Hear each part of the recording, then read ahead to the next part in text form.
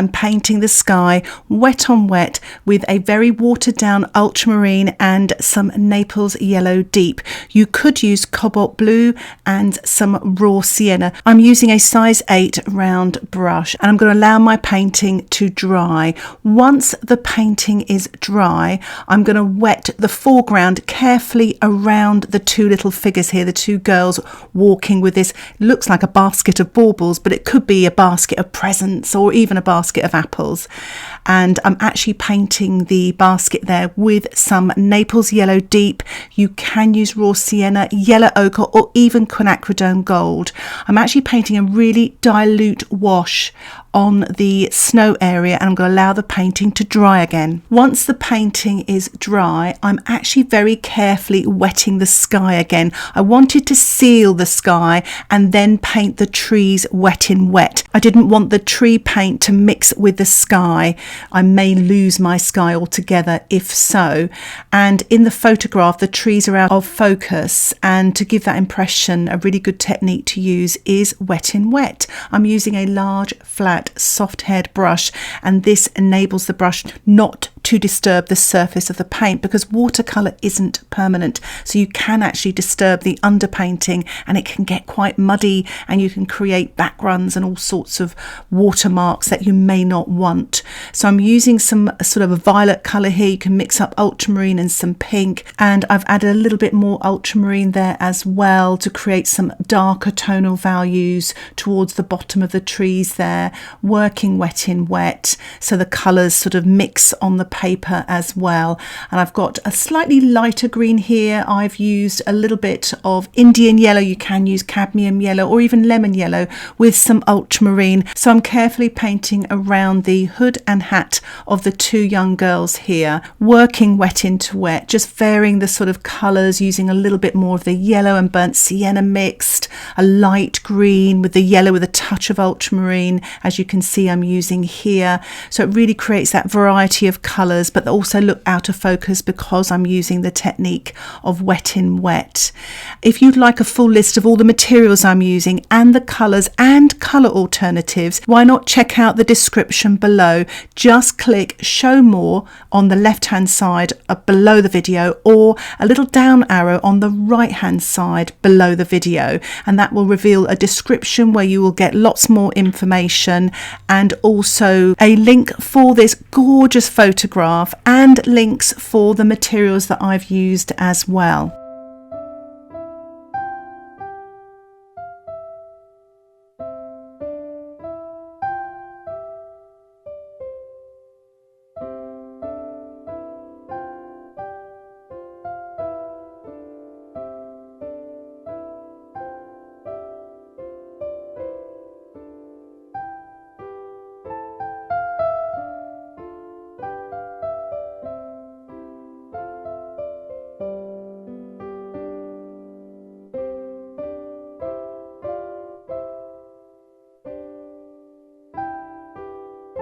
So while the painting is damp, I'm just sprinkling some ordinary table salt onto those damp trees to create some texture.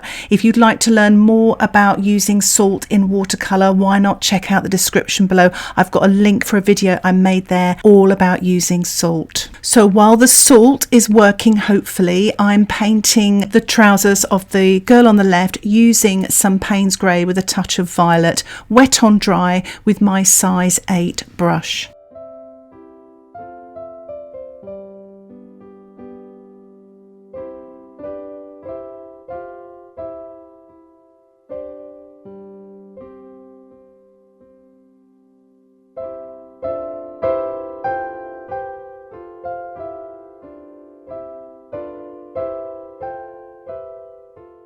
To create some light on the left hand side of the trousers there, I've lifted off with a damp brush. I'm painting the cape of the young girl on the left now using my size 10 brush with some bright red and a little bit of pink as well, maybe even a touch of violet for the shadow colours.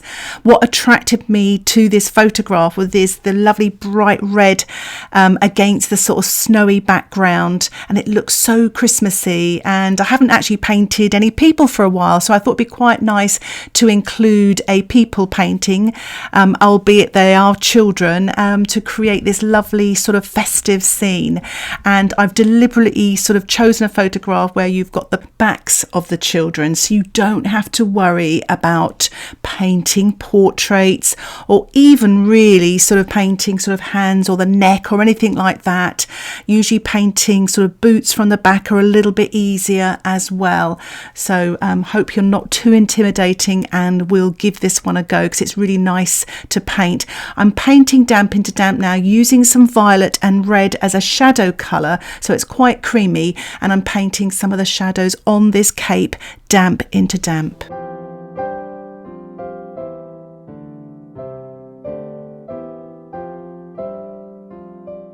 To get your brush damp and clean, make sure you really rinse it, and then, as you see here, wipe it off on your paper towel and then lift off and repeat the process, because otherwise your brush has become contaminated, and that way you get some lovely soft highlights.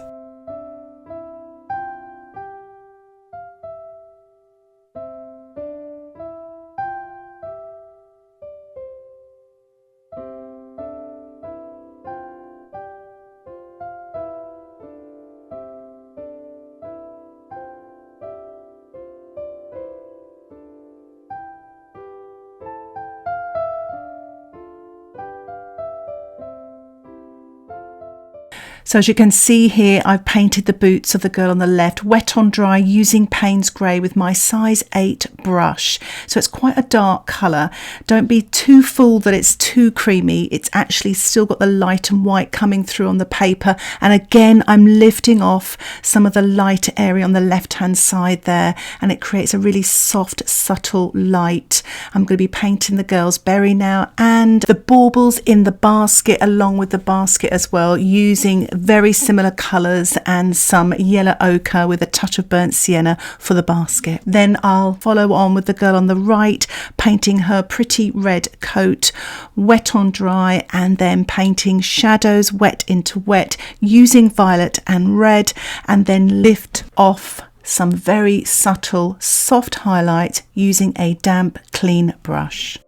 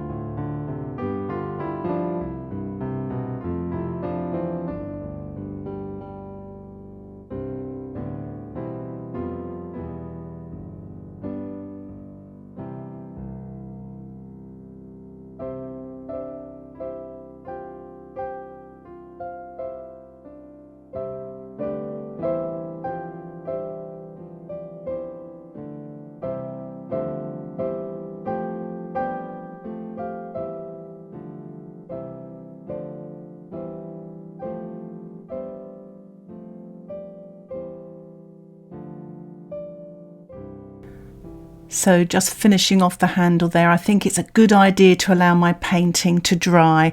Once the painting is dry, I'm working with my size 4 round brush now with some Payne's Grey, working on the shadows of the boots here. And now I'm painting in some of the details of the trees in the distance, mainly the tree trunks there, the ones that are in the middle distance, using some burnt sienna with a tiny touch of ultramarine, pretty much with my size 4 brush here, or a size 6 if you like. Working wet on dry, just working on these branches here, just a few. I've tried to sort of minimize the details here. Remember, in watercolor, less is more.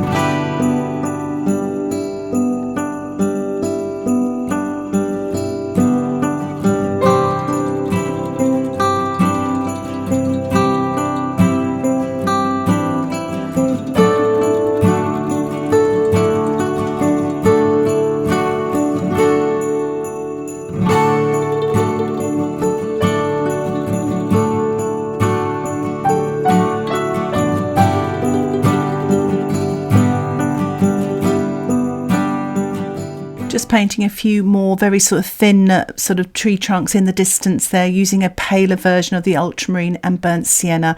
I think it's a good idea now to allow my painting to dry.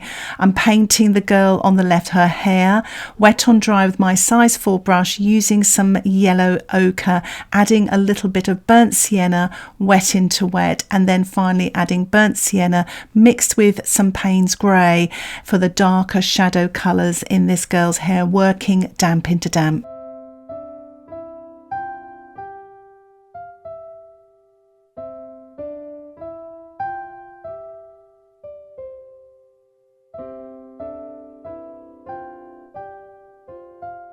Just painting some of the details on the girl on the right, her coat here, the sort of dark sort of edging on the outside of her coat, using my size 4 brush, working wet on dry, using Payne's Grey. I'm also painting in her cuffs as well, and what I'm going to do is just leave the right side of the cuff painted, and then use a damp brush and just blend that colour to the edge there, so you'll get a lighter edge on the right hand side. And I'm just going to paint her glove as well, wet on dry. I just took off the excess on my paper towel there, and I'm just sort of finessing the detail there. And I'm going to do the same on the left cuff and glove, and also to the baubles and basket, and also on the girl on the left, painting the shadows in her cape with red and violet, painting some Payne's Grey on the edging of her cape and hood.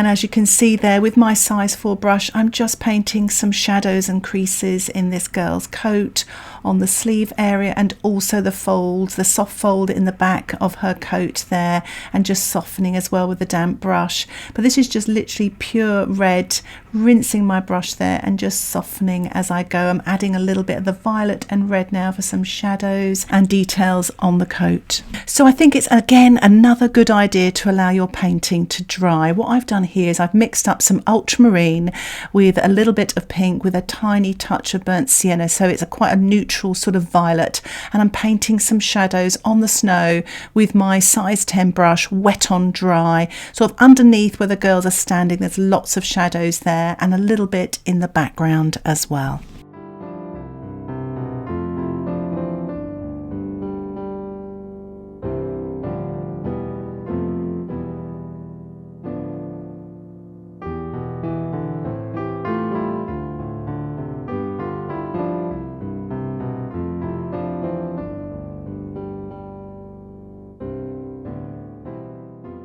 So again, I've allowed my painting to dry, and I'm using an old hoghair brush. It's a bristle brush. You could use a stencil brush, or you can even use some scrunched up paper towel to print some white gouache. You can use white watercolour, wet on dry, to sort of create the look of snow on these distant trees. I'm just tapping gently the white gouache. I haven't actually diluted it at all, so it's straight from the tube, and it just creates that lovely Christmassy look in the distant trees. And I'm also going to try this as well on the sort of boots of the girls here. You can see it in the photograph as well. There's snow on the back of their boots. I'll also put a little bit on their clothing as well.